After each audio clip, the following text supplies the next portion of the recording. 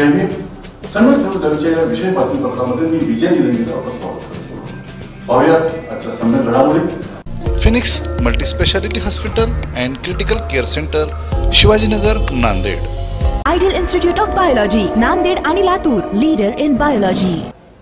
आंबेडकरवादी, वंचितवादी, बहुजनवादी तरुणाने वंचित बहुजन आघाडीला साथ दिली, सहकार्य दिलं, सभेला उपस्थित राहिलं, लोकांना उपस्थित राहण्यात प्रोत्साहन दिलं आणि वंचित बहुजन आघाडीचं आंदोलन हे यशस्वी केलं.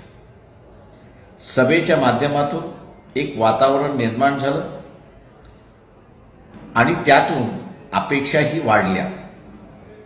या अपेक्षांना आकार द्यायचं आता या सर्व तरुणांवरची जबाबदारी असं मी त्या ठिकाणी मानतो.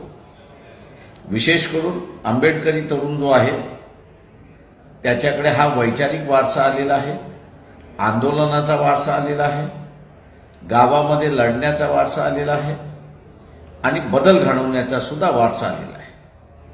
तेव्हा या आंबेडकरी तरुणाने पहिल्यांदा बूथ कमिटी बांधली पाहिजे. बूथ कमिटी बांधत असताना वेगवेगळ्या समाजाच्या लोकांना एकत्र घेऊन ही बूथ कमिटी बांधली पाहिजे. त्या बूथ कमिटीची असणारी माहिती उमेदवाराला किंवा तालुका अध्यक्षाला किंवा जिल्हा अध्यक्षाला त्या ठिकाणी दिल्या पाहिजेत. दुसरं, जो कार्यक्रम आपण आखलाय आणि उमेदवाराची यादी जाहीर झालेली आहे, आपण कशा रीतीने लोकशाहीचं सामाजिकरण करतोय याचा प्रचार आणि प्रसार केला पाहिजे.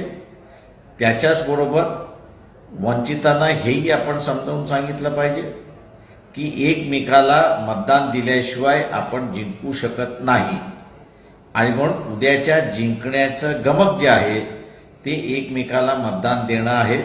हा प्रचार आणि प्रसार आपण कराल आणि उमेदवाराला विजयी कराल, हीच अपेक्षा मी आपल्या सगळ्यांची बाळगतो. जय भीम, जय मल्हार.